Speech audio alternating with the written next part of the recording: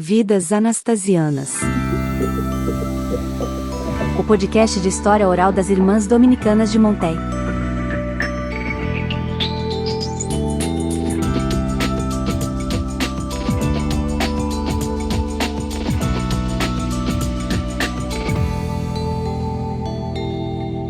O ano era 1932.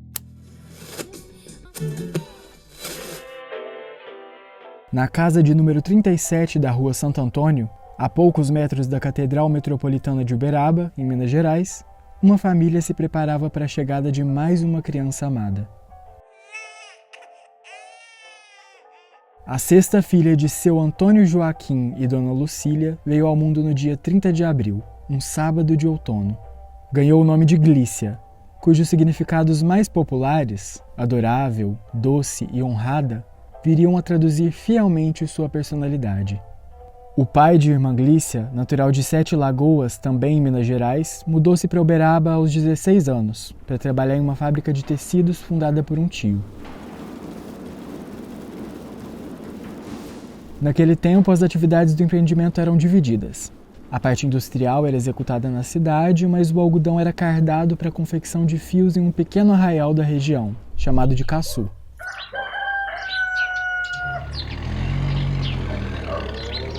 Foi nas indas e vindas entre esses dois pontos que seu Antônio conheceu Dona Lucília, com quem mais tarde construiria uma família. Para chegar na fazenda da minha avó, precisava de passar pelo Caçu. Então foi aí, nessa passagem, quando a minha mãe vinha a Uberaba, que o meu pai ficou conhecendo a mamãe. E aí eles se namoraram e se casaram. Além de serem pontos de partida na história da família, tanto o Arraial Caçu quanto a fazenda da avó ocupam um espaço importante nas memórias de infância da religiosa. Ali no Caçu, muitas vezes a gente ia para lá, passava o tempo lá, e minha mãe trabalhou muito para catequese do povo lá no Caçu. Tinha uma capelinha que ela mandou fazer lá. A gente tinha muita relação com o povo lá da fábrica, lá do Caçu. A fazenda da minha avó tem muito lugar na minha existência, porque em todas as férias nós, os netos, íamos todos lá para a fazenda da vovó. Então era muito gostoso, muito bom, e a gente era muito livre, era uma coisa boa demais. Irmã Glícia era a caçula de 6 irmãos, 3 meninos e 3 meninas. As crianças cresceram em uma família de bons recursos, em um ambiente saudável, tranquilo e repleto de cor e alegria.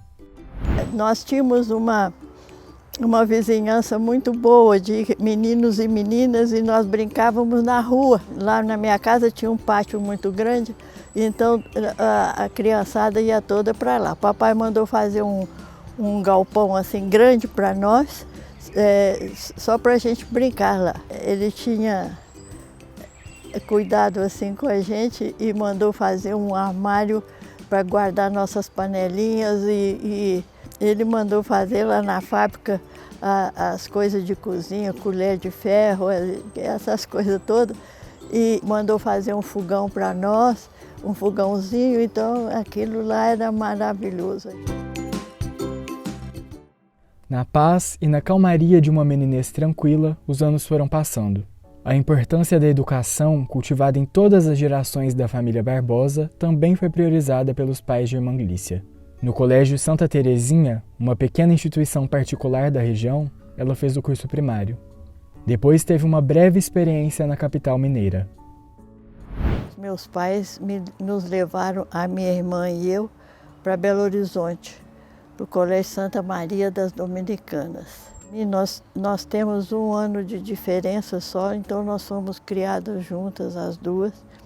Então teve uma epidemia de tifo dentro do internato onde nós estávamos, e a minha irmã pegou esse tifo e passou muito mal. Então meus pais resolveram nos trazer outra vez para Uberaba, e nós perdemos aquele ano letivo. E foi nesse retorno, por volta dos 11 anos, que irmã Glícia chegou pela primeira vez ao Colégio Nossa Senhora das Dores. Naqueles tempos, Dona Lucília associava uma boa educação diretamente ao ensino internato. Por isso, as duas filhas mais novas foram internas do colégio por 2 anos. Depois, a jovem Glícia cursou lá mesmo o curso clássico. Ela sempre foi uma aluna aplicada e concentrada, que se dedicava por inteiro à construção de um intelecto rico.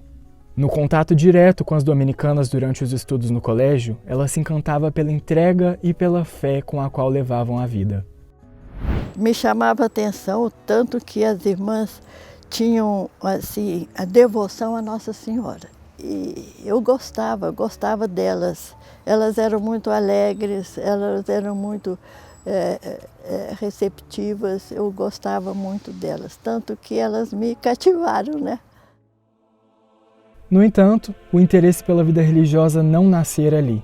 Desabrochou desde a infância e, ao longo dos anos, floresceu. Irmã Glícia conta memórias que atestam esse sentimento. Uma vez uma minha tia-avó, que veio a Uberaba, ela estava aí, e ela falava que ela lia a mão da gente, né? Então, quando ela leu minha mão e falou que eu ia me casar, eu chorei. Eu não queria. Então, ela, não chora não, mas você vai acordar de manhã com 2 pares de sapato perto da cama. Eu não entendi isso, mas eu não gostei. E tem mais, ela completa com mais uma história que marca o fascínio pela religiosidade na infância. Eu devia ter uns 4 anos.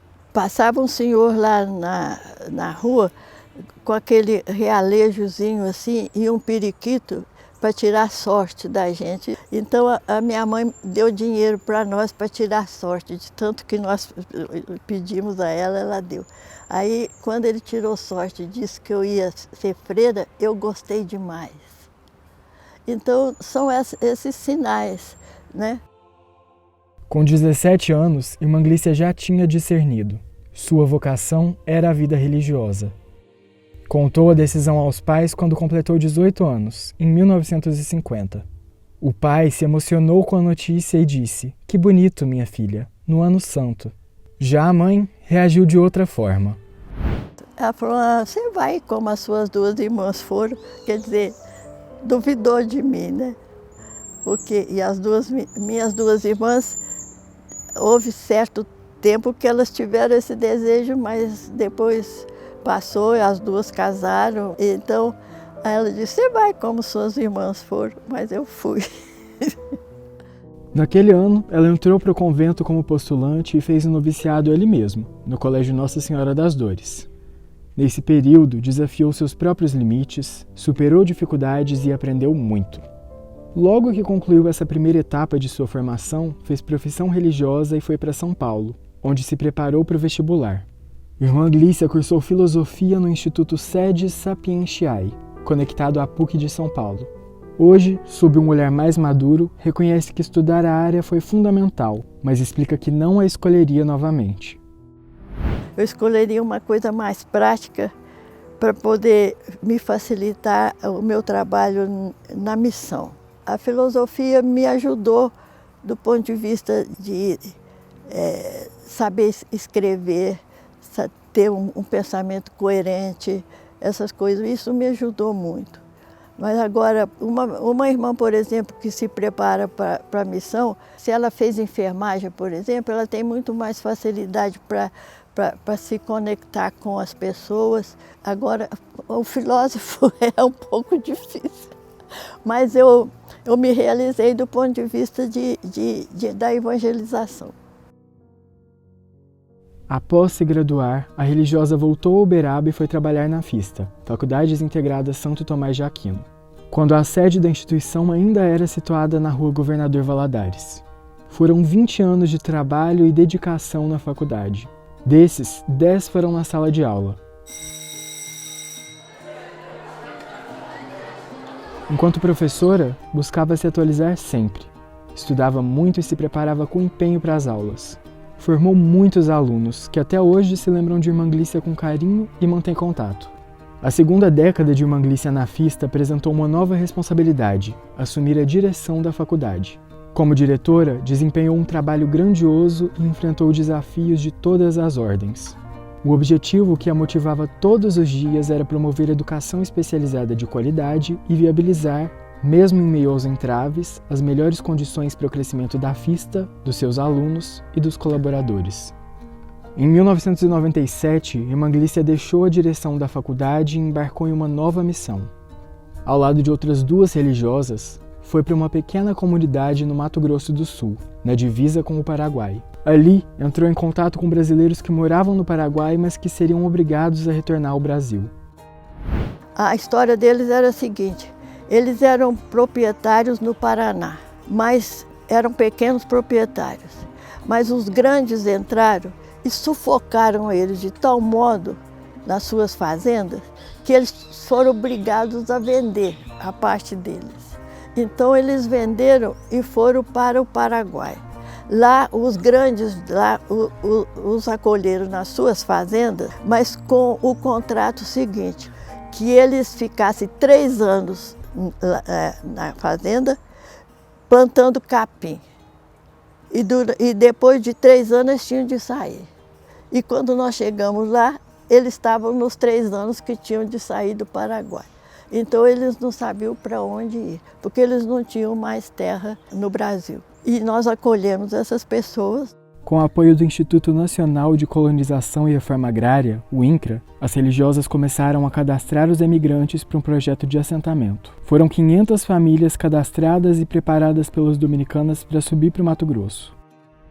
Eu fui com a irmã Cleonice e a irmã Wanda, nós 3 fomos com eles, com as famílias. Esse foi o grande desafio da nossa vida, pelo menos a minha, talvez seja um dos pontos mais relevantes da minha história.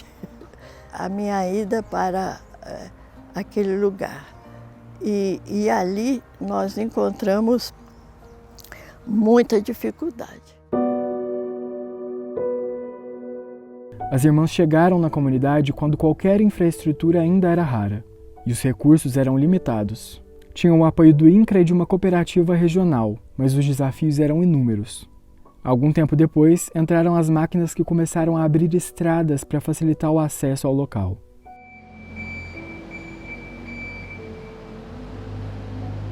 Outra dificuldade latente era o processo de translado das famílias que vinham do Paraguai ao Brasil.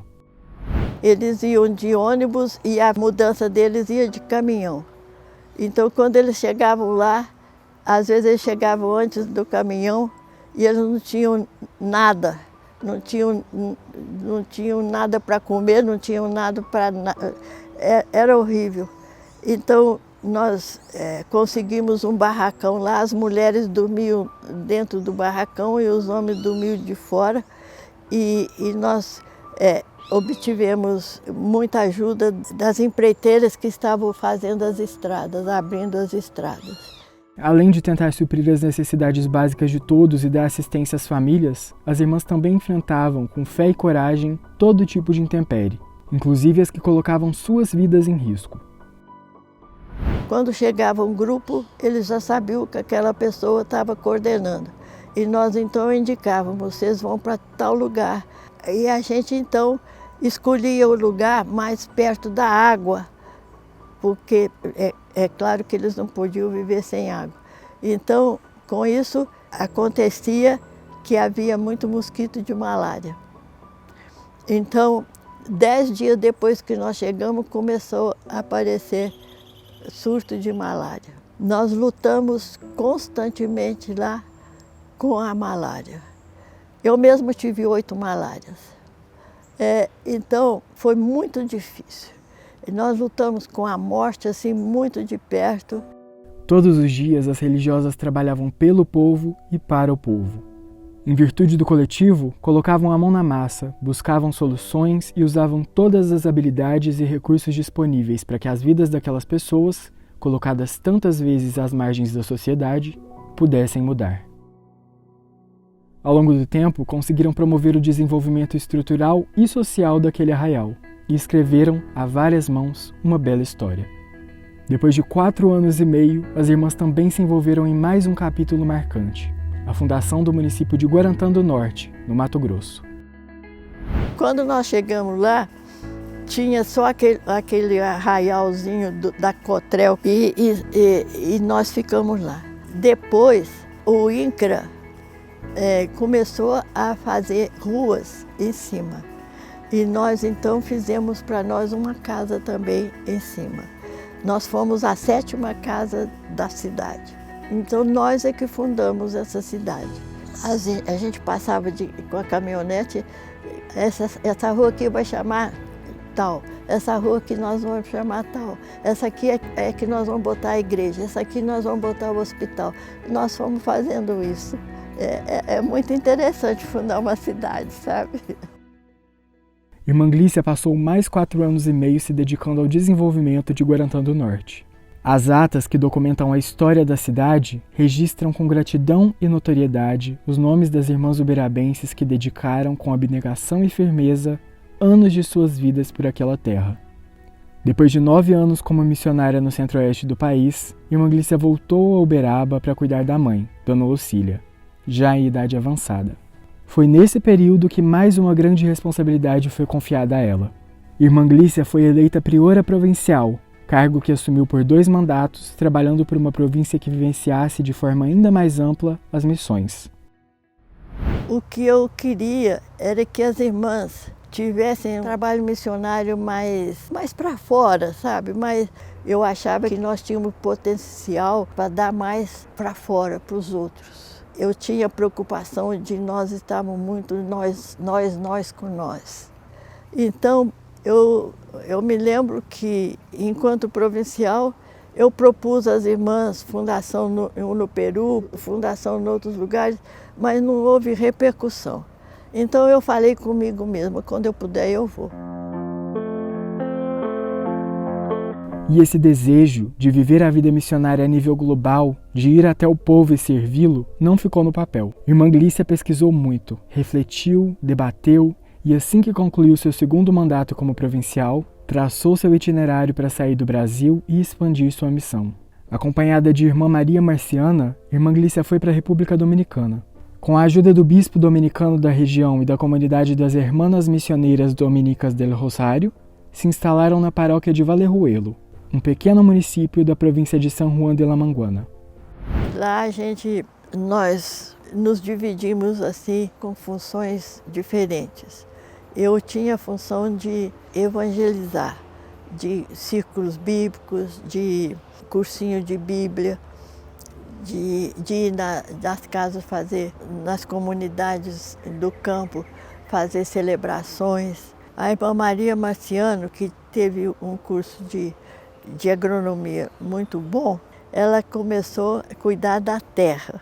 Então os catequistas começaram a fazer uma horta para aprender a plantar, com a instrução dela mesma. Aí, com uma herança que eu tinha ganho e também com as nossas economias, nós compramos uma pequena terra lá. E nessa pequena terra, ela então já teve mais campo para ensinar. Irmã Glícia também ressalta que, mesmo obstinadas a contribuir com o desenvolvimento do povo e daquela região, elas encontravam empecilhos. Não era fácil, porque eles não acreditavam. Primeiro, éramos estrangeiras. Segundo, éramos mulheres. Então, eles não acreditavam no que a irmã Maria ensinava para eles. E as colheitas deles eram muito ruins, né? Ela explica que as religiosas propuseram que os republicanos fizessem o cultivo de formas diferentes. Aí eles começaram a acreditar. Quando um deles não deu nada e o outro deu muito.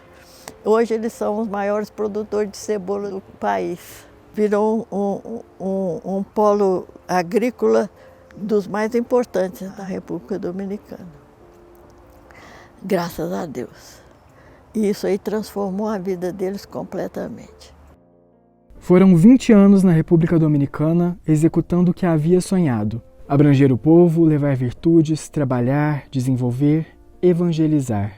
2 décadas a serviço do povo e de Deus, como esteve durante toda a sua vida. Voltou para o Brasil em dezembro de 2013, movida, acima de tudo, pela sensatez.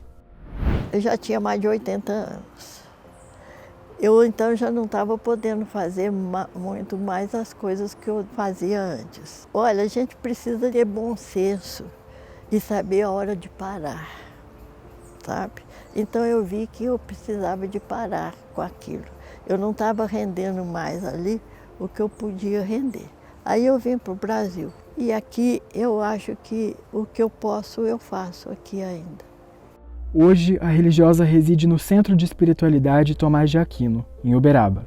Nos últimos 10 anos, se dedicou a uma série de atividades importantes para a província, como a tradução de livros, a redação de materiais, o auxílio nas atividades de algumas paróquias e na realização de celebrações, a participação ativa em retiros, capítulos e assembleias, entre outras coisas.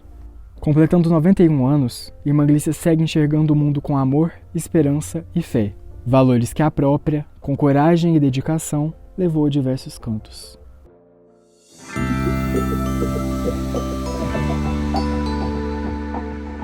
O podcast Vidas Anastasianas é um projeto de história oral que busca preservar e valorizar as memórias e singularidades das Irmãs Dominicanas de Monteil.